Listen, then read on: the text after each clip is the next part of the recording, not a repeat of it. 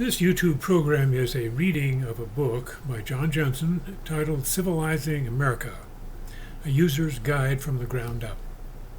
15 chapters in 74,000 words, also available in print from Kindle Direct Publishing for 99 cents. It aims to provide a clear strategy for improving efforts at constructive social and political change, and explains the requirements for developing a movement that could affect the nation and world.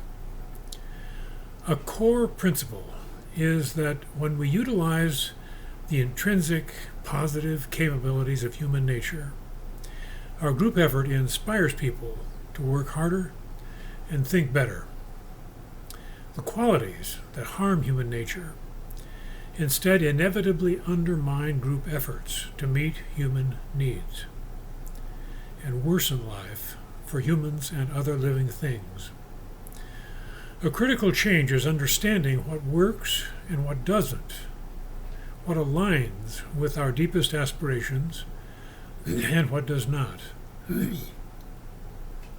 From the ground up means we begin in the most basic conditions for people to work together. We first find a personal value that moves us to exert a little more effort.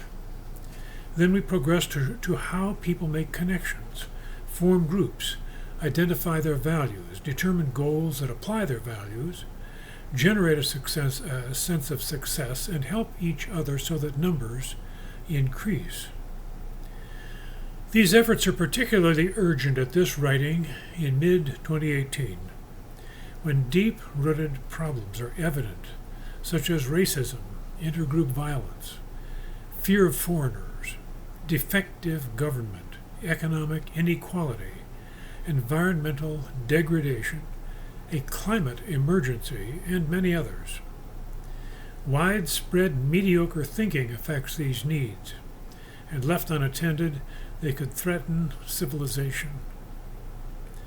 This book explains what we ask each other to do that will result in others joining us, taking up a common purpose, and generating a self-reinforcing movement. More people need to share a critical field of understanding that incorporates values, group dynamics, society's needs, and personal skills. Improving our ability to communicate is essential, plus understanding what a group needs to do to inspire its members and increase their numbers. If you wish to apply these ideas and would welcome help, contact me at my email address and I will answer as soon as I can at jjensen@gci.net. The table of contents has 15 chapters, and I'll just summarize them quickly here. Wake up, connect, establish bonds, understand action, agree on values, the good of the whole, set social and political goals, conduct inspirational meetings, contact others steadily, reach difficult people, develop each contact, practice explaining ideas, issues, plan tasks for all, increase members' competence, heal the community, and solve problems. At the end are 2 appendices that I believe will be valuable. Rules or guidelines for perfect conversation and communications for meetings. Let's begin with the preface. If you would like your country and world to be better, we have something to discuss. Our ultimate force is how we deliver ideas to each other and circulate good ones. If we do not like what is happening, we can send out better ideas and join with others to do it faster. How to unite our effort is our point here. Its key lever is thinking developmentally about those we contact to help them become more focused and effective. We view each person as a potential leader and understand the steps to take them there. A few critical actions need to be done well. 1. We invite them into action. 2.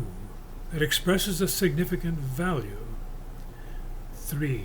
While supporting and encouraging them. And 4. Ensuring a satisfying experience. 5. We build on their interest. 6. Engage them in learning. And 7. Offer them responsibility. Then 8.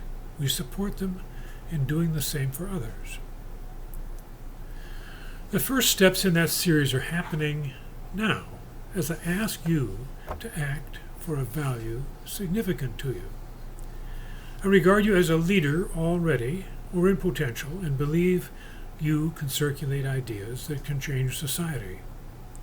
Some of them will fit right into your life, help you live better, improve your relationships, and work together. Others may stretch you. At first you may not want to do them and will have to weigh your values, the world you want, and how you influence your surroundings. You have, for example, a capacity to ask for what you want. Countless needs in society beckon people to act differently, and the universal lever for such changes is asking for them. It has been estimated that 90% of what we do because someone else wants us to. So if we do not like circumstances around us, we can check how we communicate our desires. This is essential because the person asking supplies a context the other lacks. If I am not acting effectively for the survival of civilization now, I need something different in my thinking. A reason, need, invitation, or expectation I currently do not have. Communicating the context that elicits the constructive action is basic to leadership. Values worth working toward are implied in the title of this book, Civilizing America, suggesting that we have accepted uncivilized conditions. Big issues threaten: severe human-caused climate change, species extinction, exhaustion of world resources, insect die-off, democracies becoming dictatorships, economic inequality, racism, fear of foreigners, society fractured by information silos, and hostility between religions, for starters. Because urgent needs converge upon us, we cannot afford to get this wrong. Their common thread is mediocre thinking, so it is critical for us to think better. A big thing at stake calls us to be at our best. The changes facing us imply a substantial shift of public opinion, though it can only be incremental. We slowly gather the ability to exert effective influence and may be tempted to give up against conditions that seem beyond our management. The change process, furthermore, must be deliberate because those who understand it need to ask others for each step. Good coaches, managers, teachers, parents, and team leaders do this instinctively. They ask for the activity possible today that leads to a better one tomorrow. We improve at this process only with each other's help. If you have ever driven your car into a snowbank and tried to push it out yourself, you know you sometimes welcome a hand. You point out where others could push and how to do it. We assemble resources and then must know where to apply effort. But despite all our technological savvy, we still have not surmounted the challenge bedeviling prior millennia: how to release antagonism and cooperate, how to soften boundaries and seek the good of the whole. Maybe our attempt at this will be just another eddy in the stream of human advance and decline, but we can apply what makes sense to us. Solutions proposed by many books and articles share a common drawback. They presume that someone should correct conditions, even though someone is not listening. No vehicle for change awaits direction, like a car going 35 miles per hour that can turn. Instead, we face car parts scattered across a lawn. We must put them together even to have a car, then to get it moving, and then to steer a different course. Proposals usually fail to address the remote beginnings of change and focus too often on the actions of formal leaders. When they are unhelpful, stalemate sets in, and people wait years just in the hope that the next election might remedy long-standing problems. Political parties as an outlet for this hope have often been co-opted, misdirected, or suffered from internal conflicts, so that influences for constructive change may be scattered. Educators are more concerned about education, gays about gay issues, the health conscious about health care, African Americans about racism, immigrants about immigration, scientists about science. If we can unite these influences and govern, however, we can address separate issues confidently. Bottom-up change depends on enough people understanding and working together to obtain it. Here we try to explain how that happens one-to-one, in groups, and nationally. People will expend the effort if it is important, and they know what to do, so we want to make it clear and important. We can compare this knowledge to sending a rover to Mars. Is the Mars mission complicated? Certainly. Did we figure it out? Yes, and we know because of the results. Similarly, is correcting the direction of society complicated? Certainly. Have we figured it out? Apparently not. Our results are mixed, like a Mars rover stuck in the sand. Best efforts stalemate, guesses compete, and scattered influences fail to bring order. Competence matters. A different political party gaining an edge of power or a few policy upgrades may not suffice. We need to think like an Air Force pilot climbing into an F-14 Tomcat and musing, I know everything I need to know to fly this plane. And not just, what is this knob for, and when do I flip this lever? They master the details and employ them spontaneously. The hopeful fact is that, like knowing how to fly a Tomcat, we know how to change people's thinking. Though the knowledge is spread among several fields. Imagine gathering 8 people, experts in psychology, physiology, group dynamics, organizational development, sales, politics, history, and economics, and telling them to use everyone's best ideas to invent a system in 74,000 words or less that enables people to work together. What would it say? While theirs should be vastly superior, this book attempts to answer at least the beginning of that question. Under the right circumstances, people cooperate effectively. We know what it is they need to do, but many need to do it, which is the uncertain part. We need to be clear on the conditions necessary for a small number to grow into a large number. Building on ideas introduced in my prior book, we need a movement, 4 problems to solve to restore rational government, We present an answer in 15 steps, beginning with what goes on inside you. Then, from several angles, draw on how humans connect and unite their energy for social change. While many references identify sources for details in the text, others connect to a more extended discussion about the issue. I might add that I'm not going to read or try to connect the footnotes and references in this reading text. For that, you can pick up the copy in print. Our perspective incorporates but extends beyond political campaigning to address deeper attitudes. The dog wags the tail.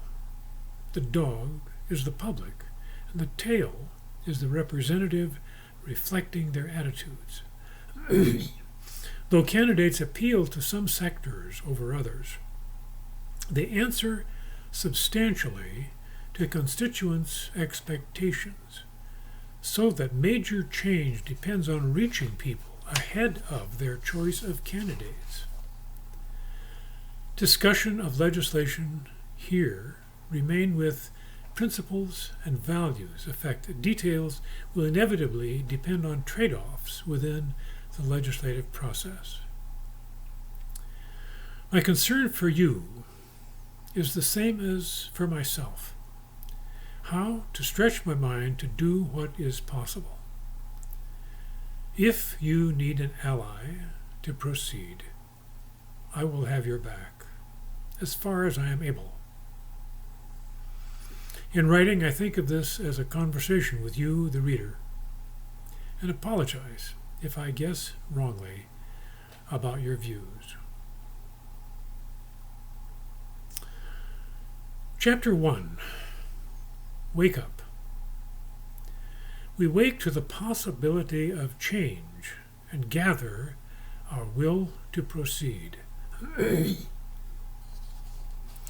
We ask others not just for an action, but for one that motivates them to do more. For you, the beginning is finding a way to apply your values. If you hope for a better life and world for your loved ones, we explain how to draw on yourself differently. Understand your own will, wake to the world around you, rise to your personal best, and commit to an ideal. To affect others, we first affect ourselves. We may not be entirely awake, but at least the process has begun, like light coming through our eyelids in the morning. Something in us constitutes our gift, and we open it before we can offer it. It may emerge in our awareness as a possibility, so fascinating that it seems to have an energy of its own, awakening our drive to accomplish. We may grasp it concerning an opportunity and decide to quit a safe job to start our own business, or climb a mountain, or build a boat and sail it around the world. Something collects in us to create its dream, and the determination that has been dozing in us bounds awake. Shortly after World War II, I read of an incident that occurred in the Middle East. In a large internment camp for refugees on the edge of a desert, prospects for the future were dim. An Arab named Musa Ali said to his friends, "We need water," picked up a shovel, went out into the desert, and began digging a hole. This drew others' attention, laughter, and questions about his sanity, but he continued with good humor about his effort. As his pit grew ever larger, he would patiently take one bucketful of sand out of the pit and return it for another and another. This went on for months, resulting in a huge hole in the ground, Musa Ali working alone. One day, he noticed that the sand at the bottom of the pit was moist. As he anxiously dug further, a spring emerged, and a cry went out that Musa Ali had found water.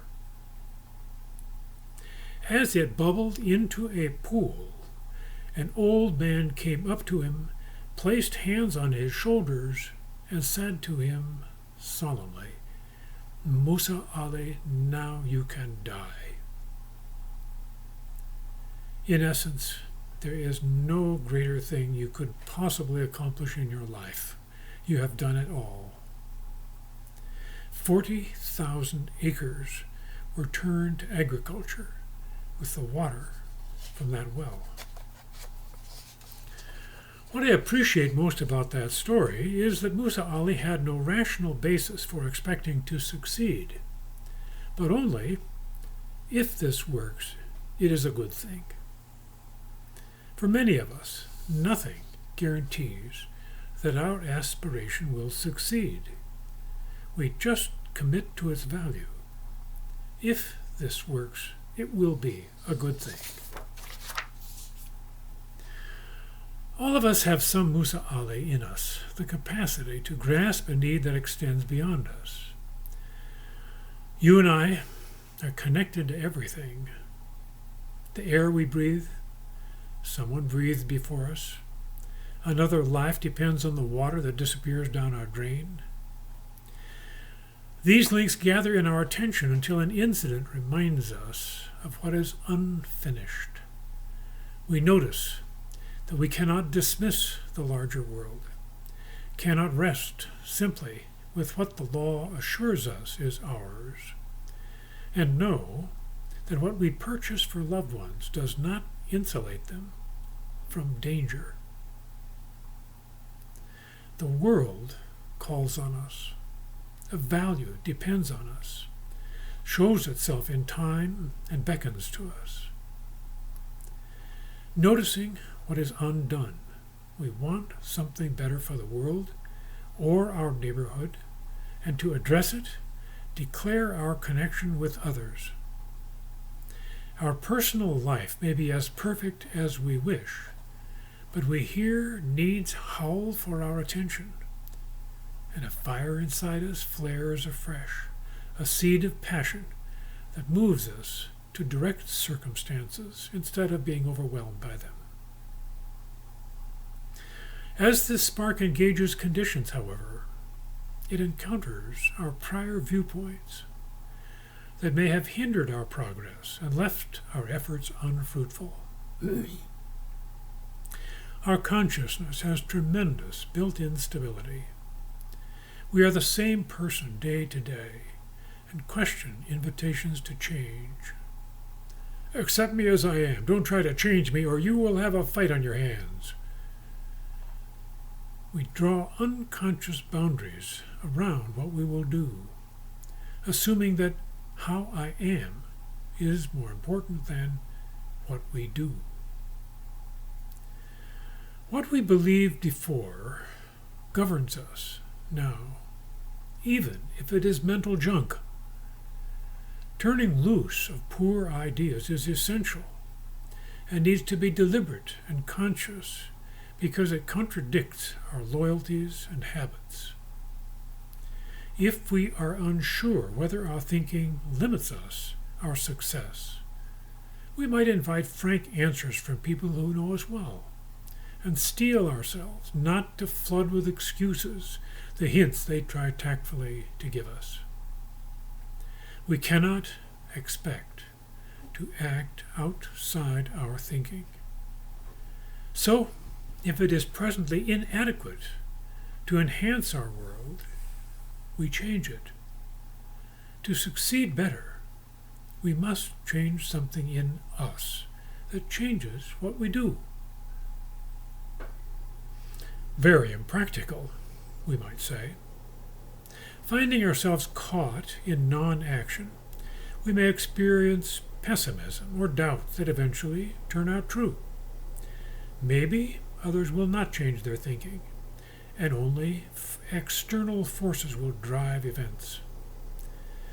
But fresh leverage always emerges from new values and decisions.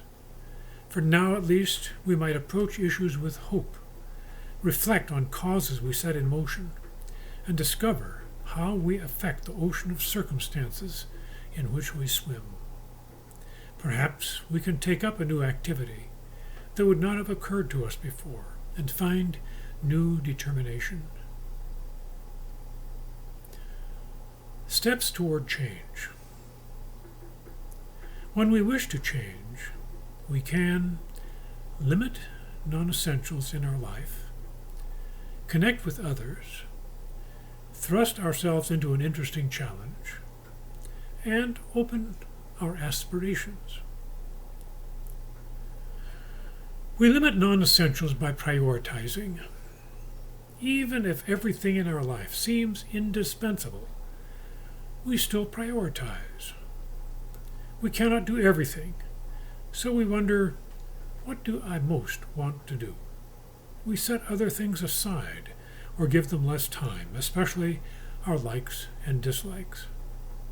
Most of them are not terribly important in improving our life, and many, we admit, are even a waste of time.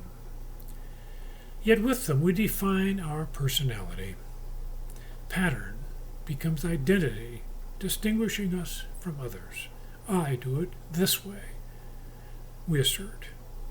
Preferences can sap our energy and make us small, touchy, anxious, impatient, and disappointed. If we are mysteriously inhibited from action, we may not understand how such tendencies affect our motivation. Maybe we need to slow down before we can speed up. Take some leisure, drop pastimes in order to give space to thoughts arising within. To get next to ourselves, we may need months or years to sort things out. Gradually, we notice that we want something substantial to satisfy us. A desire to leave things better than we found them. A value that nudges out the less urgent. We want to cease pleasing ourselves in unimportant ways so we can please ourselves with something of value. Our realism tells us that the more important it is, the more difficult it may be.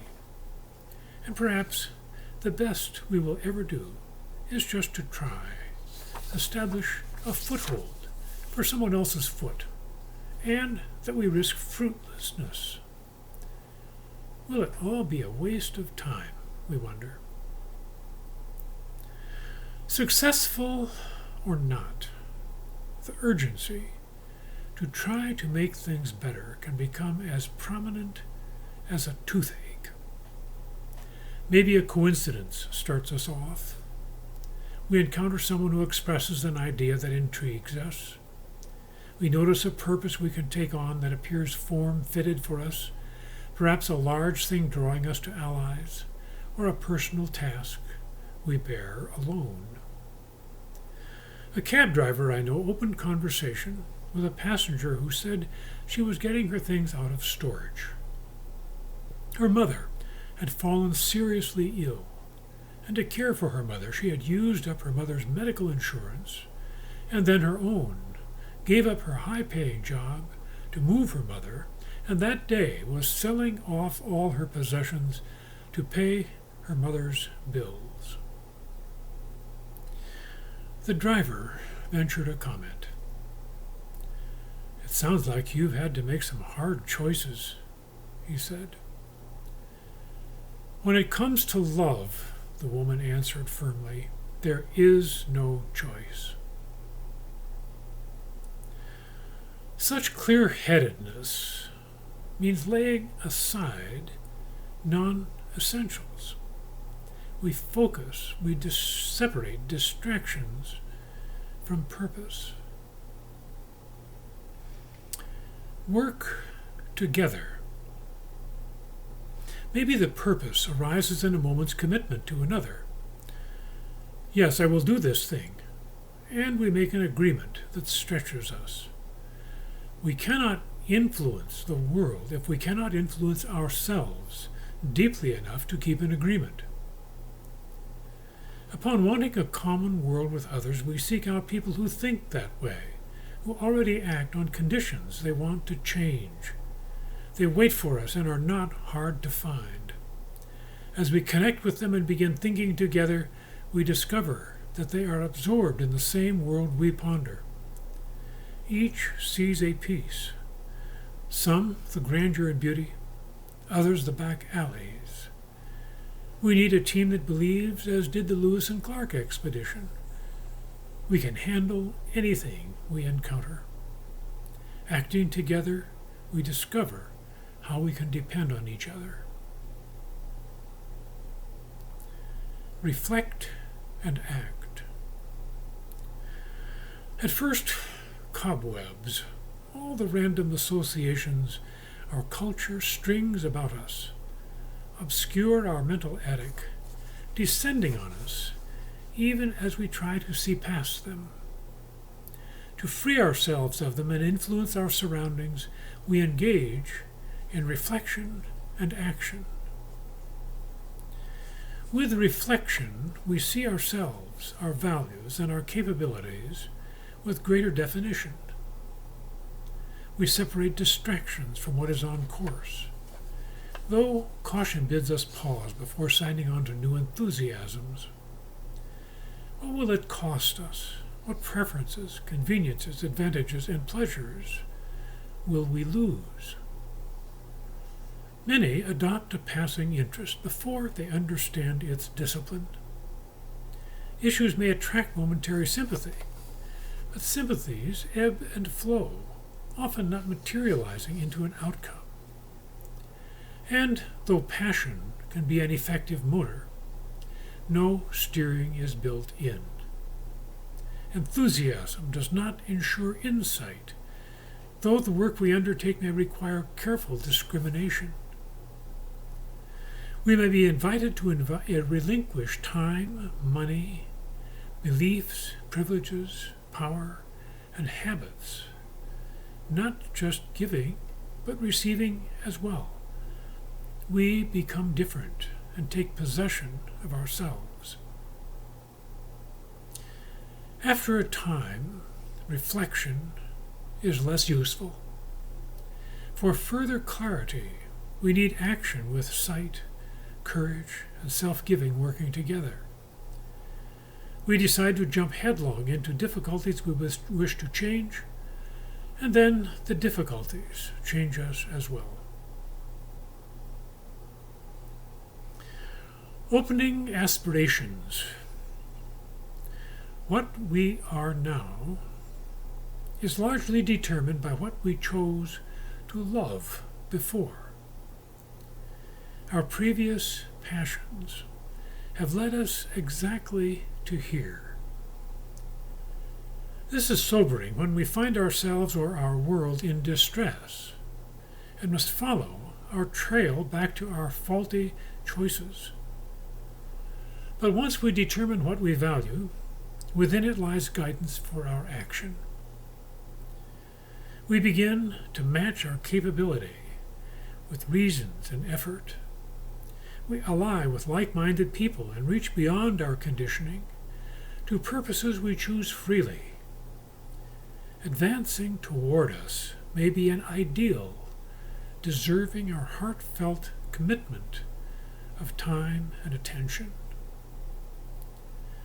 Commitment is the fire in the belly, the ribbon of steel in our backbone, a point of firmness strong enough to bear heat. A door opens a crack to an opportunity. Our years of preparation issue through it, and we enter upon our field of action. The pyramids in Egypt hold a lesson. Nothing is so full of victory as patience. A society does not materialize the completed monument on impulse. The larger it will be, the greater the expanse to be drawn on the ground, and the greater the excavations first, so that its base grips the firmest strata. We can guess that the pyramids for a long time were just a pit, but the size of the pit hinted at the majesty of the edifice to come. The committed person accordingly brings foundations of knowledge, love of fellow man, habits of service, skills in communication, mastery of a task, and self-discipline. Years of invisible labor by some may enable what appears later to spring spontaneously from the effort of many. Our commitment to prepare ourselves, thus, is one of the creative forces of civilization, guided usually by an ideal. An ideal has been described as, quote, a combination of ideas, wishes, and preferences which forms the center of one's life, gives direction to one's will, and forcefully impels one to convert them into reality. An ideal gives direction by providing a standard. Most important decisions hold pluses and minuses, trade-offs to consider. The ideal illuminates the relative value of the choices and provides a light toward which to work. Many of us, for instance, dedicate to benefiting ourselves and our family. We work hard and our labors bear fruit. Maybe we look fondly at children or grandchildren, contemplate their future, and imagine the world they will inherit. Perhaps we can foresee our great-grandchildren, if we should have them, looking someday at our picture on the shelf. What do we want them to understand that we left them? What we do now speaks to them then. Our unselfish effort is the measure of our love for them, and we realize that we can allow a task to touch us for their sake, if not for our own. The noble source or visionary grandeur of our ideal, however, is not as important as its activity within us. It moves us, and that is its significance. It may catalyze our energy because we value a friend's invitation, apply a spiritual belief, express responsibility as a citizen, or manifest a creative urge. It may be from love of the natural world, or empathy for others, or even just a realization of who we are and what our life is about. Day by day, we may not even put the reason for our ideal into words, but as it proceeds slowly to reorganize our life, challenges confront us, and we consult it for clarity and strength. Occasionally, when we are calm and firm, we sense the presence of our own true source and say, I do this because. The substance of this reason, our most basic value, nourishes our mind and removes the obstacles that block its expression. Some actions invited from us may take more unselfishness than we are used to, but they are not unthinkable. Maybe we are ready to rise, step back from the table, and say, I've had my turn. Now you other folks come over here and eat. Maybe we are ready to shift from asking, is this good for me, to asking, is this good? As we make this change, our freedom and love play against each other. Many resist loving others because they instinctively understand that this diminishes their freedom. Committing to others' benefit, we are less free to leave a task half done, an agreement unfulfilled, or an expectation ignored. A commitment to love organizes a portion of energy and asks, do I care enough to complete what I start?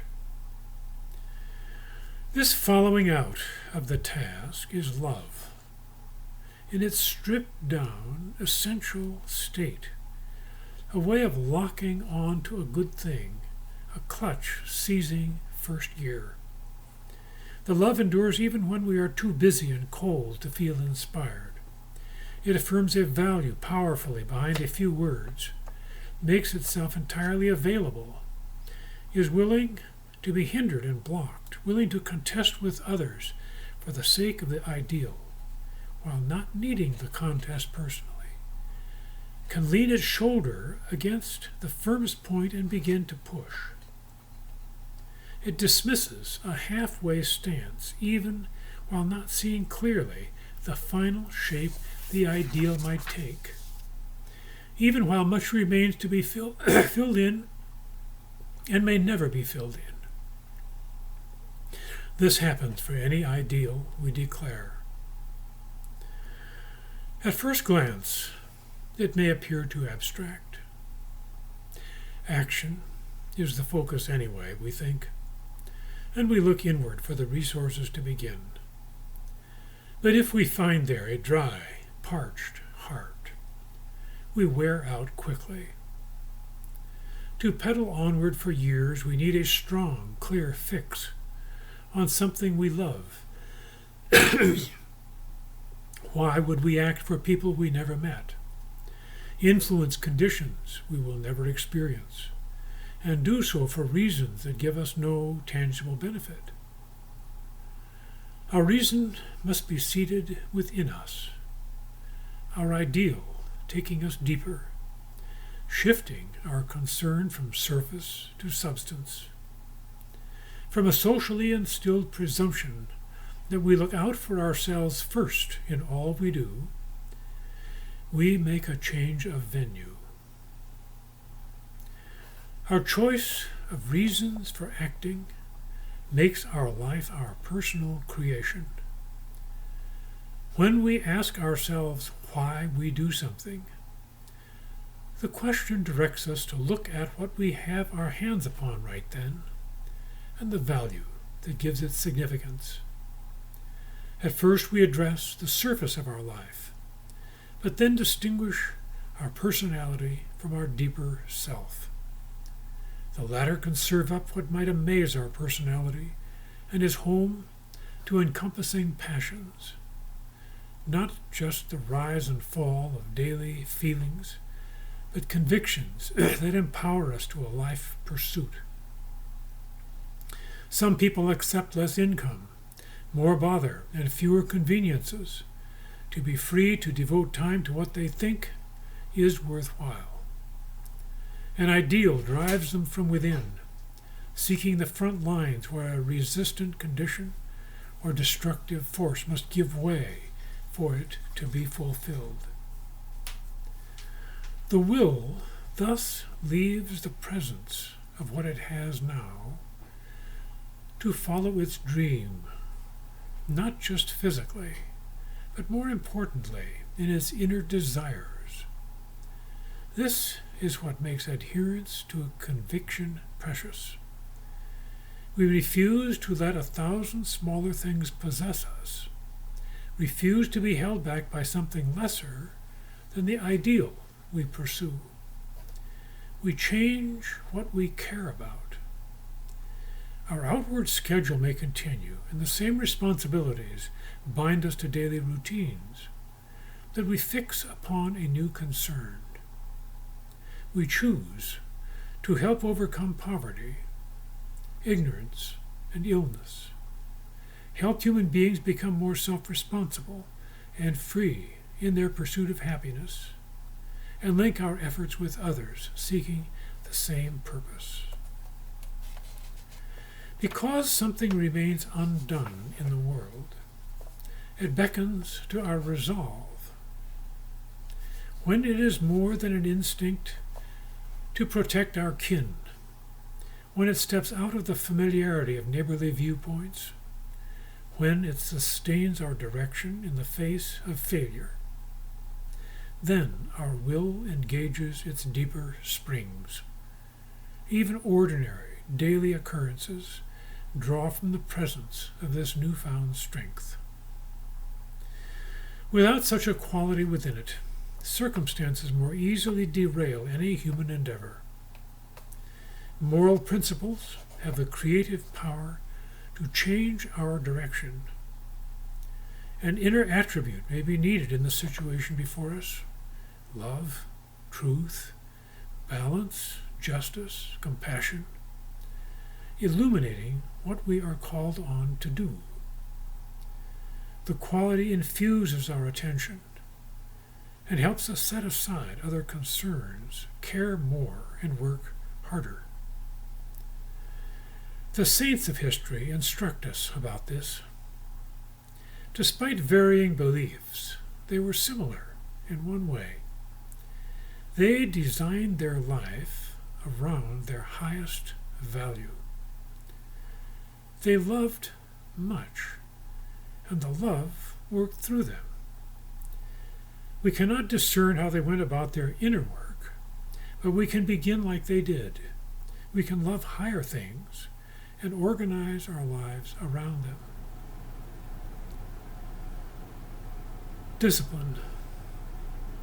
With discipline, especially over our preferences and impulses, we apply our effort toward our values. Most will prefer something. They will espouse it, approve it, vote for it, and think they have committed to it. But such actions are only a beginning. Commitment means exerting the discipline the purpose implies. If people can declare a goal without acting toward it, or can ignore it for a month, they have not committed to it. Our goal is a criterion for selecting among actions, a counting gate that action thoughts pass through by permission. Wanting our plans to aid the pursuit of our purpose, we check divergent tugs. Some of our ideals emerge from group activity, but others only as we determine how we will live. When we wake in the morning, our personal will asserts the meaning that guides us. We say, yes, this is important, and yes, I want my life to say this. Such human activity is rooted in deliberation, in values speaking their piece, at first within, but eventually out where everyone can see. If we act instead on impulses, bouncing from one circumstance to another, it has probably limited our achievement. Restraining them, we are more likely to be socially competent, effective, self-assertive, and better at managing frustrations. We handle pressure better, accomplish more, and are less likely to get into trouble. Impulse control predicts a significant advantage going into college, more academic progress, and less burden from negative feelings. I think of impulse control in our two dogs. On a walk, they are typically happy and cooperative, but upon noticing a cat or another dog nearby, impulse seizes them and they require restraint. With parts of our brain just like theirs, our reactions need conscious control from our human mind if we are to live beyond the brute level. Discipline for a value-based commitment prioritizes everything, interests. It does not mean thinking only about one thing, but lends perspective to everything. We want to do many things efficiently, to dismiss them, and have more attention available for the purpose that interests us most. Our job may stabilize our life, sustaining a range of values with home and family and a place in the community, while freeing us to pursue an ideal. We reveal our commitment to an important issue then by action. If we say to our friend, "I'll be there at 9 a.m. to do this with you," we are there at 9 a.m. Arriving on time, despite hailstorm and riot, signals our substance. Our commitment shows in the persistence of our effort. When we change ourselves only from believing it is a good idea, we consult our self-perceptions, and one part of us may inhibit another. This is a section on responsibility. But when our personal change matters to the world, our motive is plain before our eyes, and the impact of our efforts encourages us. We fix ourselves to something objectively valuable, expand this view in our own mind, and share it with others. Conditions have no power of their own to morph into a different reality, but depend on us thinking and acting differently, displacing our mind's immersion in our own concerns. Consider a personal experience. You read an interesting idea that could change the world, nod at the end, and say, "People should know about this, but I've got other things to do."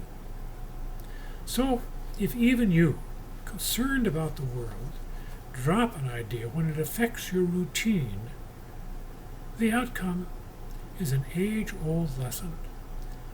Quote, "The only thing necessary for the triumph of evil is for good men to do nothing," unquote, wrote Edmund Burke, an Irish statesman 3 centuries ago. The world has not changed in this regard since, but the idea is even older, as attributed to Plato. Quote, "One of the penalties for refusing to participate in politics is that you end up being governed by your inferiors." End quote. We go downhill unless we deliberately sustain our values. Confining ourselves to our own interests, we bypass the rest of the world and leave all else to random conditions and the intentions of others who may ignore our needs. If you would like to help change the world and are not doing so now, the shift from inactivity to activity is easier done with a supportive group. What I say to you, I hope you will say to others. The questions I ask you, I hope you will ask of others. What we want comes into being only through our collective intent. First cause. When we fail to rise to our best, we may blame conditions outside us. Someone else did something wrong, broke an agreement, or judged poorly. We connect our unhappy feelings to circumstances beyond our control, so that our good feelings depend on a flawed world rising to our specifications. We drive our own bus instead when we refuse to let anything else turn us negative, and remain the master in the theater of our private thoughts. Facing even a difficult circumstance, we can respond with, "Maybe I can learn something here," or "I am going to fix that," or "We'll get past this." We become imperturbable. Assert that only our intention governs our inner world. Fulfilling this completely may be a lifetime endeavor because it contradicts our impulses, but the beginning is clear. We acknowledge our power over our inner being. The term describing this capability is a first cause, an energy so basic we cannot identify anything occurring before it. Like the Big Bang as the first cause of the universe, in human affairs it means the mind seizing a direction so firmly that it forms all that comes after. If it slips its moorings, no external force can replace it. People running a small business often have such a sense of purpose because their enterprise constantly returns to their idea of it. My wife worked for a time in a restaurant kitchen, and I would occasionally wait at the door for her. She had mentioned that the head cook often corrected her as she cut up vegetables and prepared food. As I waited one day, I heard him say to her gruffly, "I hate to be a hard ass about these details, but they are the reason I run kitchens and other cooks don't." The quality of all the food from that kitchen depended completely on his concept of it. Just as with every outcome of our effort, its quality exactly reflects how we apply our idea, and we note the same in accomplishments across society. Our idea, the source of our ability to change the world, begins in our power to direct our attention. To appreciate your inner control, close your eyes, imagine being inside the middle of your head, and then look at how far away your left ear is, perhaps a half inch from your zone of awareness. Then turn your attention toward your right ear, your forehead, and the back of your head. Each feature probably seems about a half inch away from your viewpoint. In the workshop where you put yourself together, you directed your attention left, right, front, and back. Every day, we manage our actions similarly. Thoughts may bounce here and there, but we decide where the next one goes and how we shall act upon it. Like firing a rifle, if we do not align our sights with the target, nothing else guides the rifle, and the bullet escapes randomly and strikes unpredictably. Manage our mind manages our action, and our action affects the world. There is no other way. The most basic means of personal change is alertness to the direction and quality of our thoughts. We notice our current thought, examine its impact on us and others, and inquired, is this the outcome I want to create? Every thought exerts force upon us before it escapes to affect the world. We get to choose the channel in which it will proceed, first by shaping us, and then by influencing others. Unhappy with our life now? We can recall a single memory of when we were happy, strong, loving, and loved. Its orientation to the world contains a healthy life plan we can return to and build on. This fusion of thought and action means we do poorly with divergent tracks, like trying to love and worry at the same time. If we must worry, we set aside time to do that only. Do it thoroughly, think through everything about it that arises in our mind, tuck it in its pigeonhole, and return to our constructive intentions. Our energy effectively follows only one thought stream, and the more intently we do that, the more fully we are the first cause of our mind. If we do not claim ourselves in this way, circumstances take over. The latest event, problem, or hot news drawing us into others' concerns. Many limit their attention to a few channels of information, and wired to external stimuli, lose any sense of guiding their mind according to their values. Understanding the difference between the divided and the unified mind helps us become our own first cause. A clear focus organizes other thoughts, channeling the secondary to follow. Because the latter inherently weigh direction, when no primary thought guides our goals and values, random external influences intervene. At a time in your life when you wavered this and that, upset by outer conditions, no first cause of your own ordered your priorities. Without one, your reactions to circumstances happen by chance to uplift, depress, or upset you. This tendency implies that for social change, a substantial idea must guide others, an idea independent enough of current conditions as not to be vulnerable to manipulation by them. As intently as we may want our mind to remain first cause, our confidence in it is often shaken because we are designed to be affected by our surroundings. Conditions of the physical world swirl about us, seizing our physical senses, demanding our attention, and encouraging or depressing us. Such responses are meant to be temporary, however. When our emotions jump about, we refer to our higher thinking to choose the best response and calm any upset in our system. Our first reaction should not be our only one.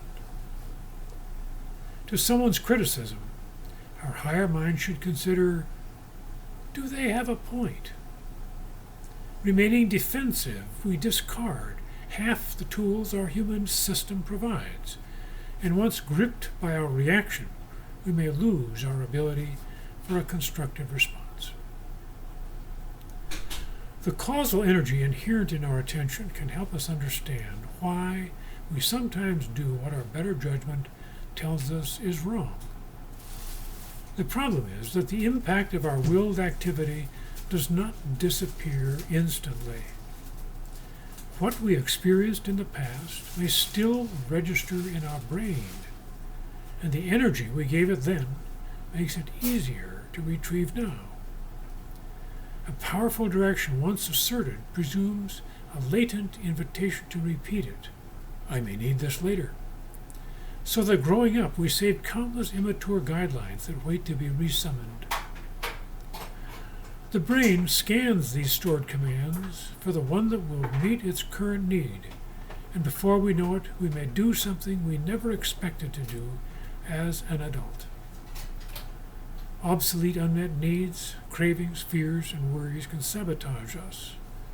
One part of us can struggle against another as current options and old strategies compete, so that to improve at anything, we face a steady internal competition of ideas. Whenever we surrender to a negative impulse, we empower it to win more easily next time.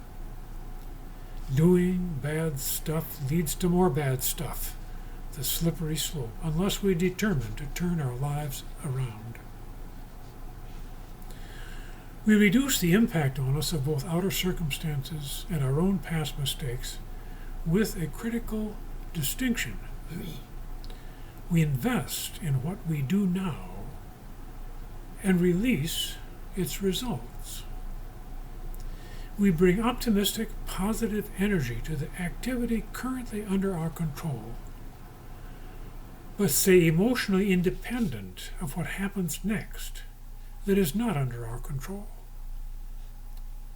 Regardless how unforeseen circumstances arising within or without may batter the outcomes we wanted, we remain perpetually in the center of our chosen actions, where we can maintain a calm and purposeful consciousness. Our lifetime resource is selecting the better over the easier. In my prior book, I returned often to an idea from Cesar Chavez. Quote, "Organizing is easy. Just paint a picture and color it in," unquote, an appeal to the will. Here is an important need.